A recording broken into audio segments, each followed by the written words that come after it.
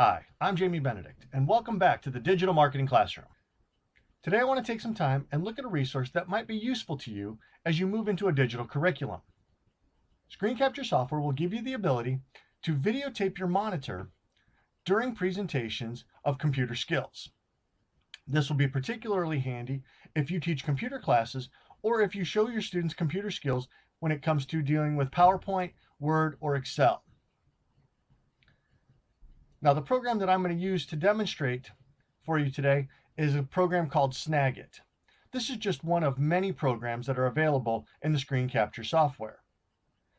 I would strongly recommend that you try out several different programs before making a final decision if you think this is a program for you. Now, today's video is just for demonstration purposes only. This is in no way an endorsement of the Snagit software. This is just showing one program and what the capabilities will be if you decide to use a screen capture software. Screen capture softwares are going to be an important part of being able to show your students what's going on in the classroom. All you have to do is click on this red button. It will start the new capture.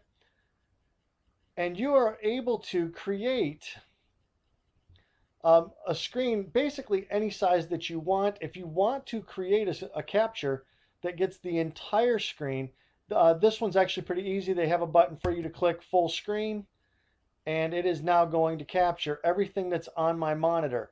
Now it's going to pull up another toolbar at the bottom. With Snagit, you're actually able to do some still images of your desktop while you are demonstrating. So if you want to take some pictures of specific frames on your presentation, you can actually go back in afterwards and edit, and then you can circle or highlight or make note of specific things that you want the students to be able to look for, or you can do a video capture. Now, the video capture will actually show everything that you are doing during the presentation. So I've got this set up, and I'm going to do a video capture for you. And when I click on video capture, it's going to give me a countdown to let me know that the timer is running. And then you can see that the Snagit toolbar goes down here to the bottom.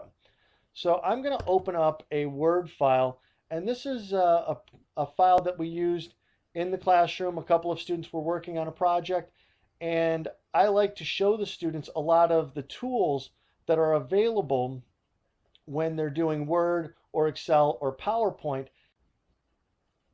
So I'm going to show the students how to use the Insert tab. This will keep the file much easier for the students to be able to manage, and it'll keep it a little bit more organized as well when I'm going to post these for the students to be able to go back and have access to. For this particular demonstration, I'm just going to show a couple of the features of the Insert tab in Microsoft Word. So I'm going to show the students how to put in a page break. I'm going to click in front of the area where I want my page break, so the line where I want my page break. And on the toolbar, under the Insert tab, I'm going to come over here to the left, and I can insert a cover page here, I can insert a full blank page, or I can insert a page break. Now the page break is just going to move the text down to the next page, so I click on that. The students will be able to see the page break inserted and the lines move down, and this will be a good starting point for their second page. It will also be a skill that they can use in other classes just to clean up their papers and make them look a little bit more professional. Now, the second skill that I want to show students is an important one when writing a formal paper. This will help them along in college. It will also help them as they work through their English classes or their composition classes. I want to show them how to insert a page number. Now, I'm particular to putting a page number at the bottom of the page. So again, we're still under the Insert tab, and I'm going to move over here to the right where I have my header and footer.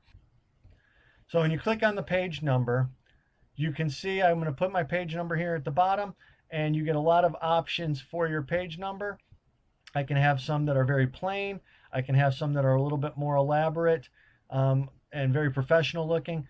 I happen to like this one. I think it looks very nice.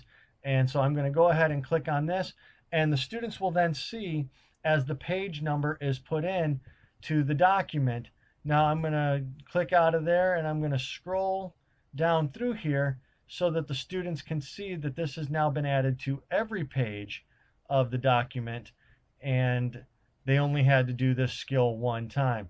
So if I did a little tutorial there for the kids, they would be able to go back and look for this and find the answers for themselves. So the students will also be able to access this information from home if I'm putting tutorials up online for them. And then if they have a project due for another class, they'll have access to that information. All right, so I finished my tutorial here. I'm going to go ahead and minimize this screen. Now I'm ready to go ahead and finish my Snagit capture. And I'm going to go ahead and click down here on our toolbar, and I'm going to open that up, and you can see it has paused the recording. And I can go back and make some edits to this just to clean it up a little bit before I post it for the students. If you're doing this live in class, they're going to get all the questions that students ask. They're going to be able to hear those and follow along with what was going on in the presentation that day.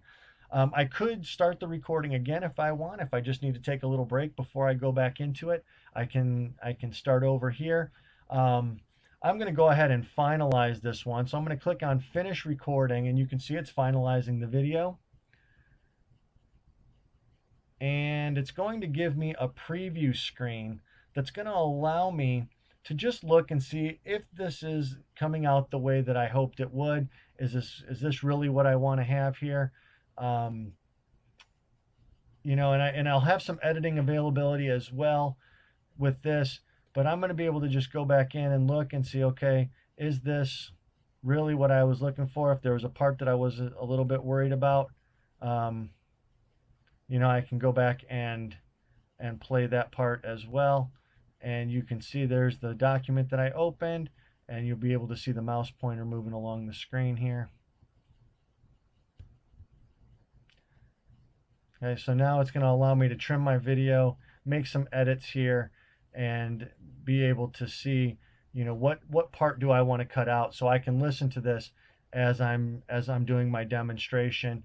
They're showing me how to do it. I'm going to say got it, and I'm going to move on. Now, once I'm done with my edits, and personally, I like to do my edits in Microsoft Movie Maker. There are certainly other programs out there that are available for you to do your editing as well. But once I'm done with this, I can post it directly to YouTube. I can also post it to my Google Drive. I can also post it to a Dropbox, and there's a little bit of flexibility there, and you can have it sent exactly where you want it to be when you're ready to finish your presentation. So it's a great little tool for being able to show your students those presentations. I don't get to do a lot of these in class as a marketing teacher, but there are certain skills that I want the students to learn, and this is a great way to be able to demonstrate those skills for them.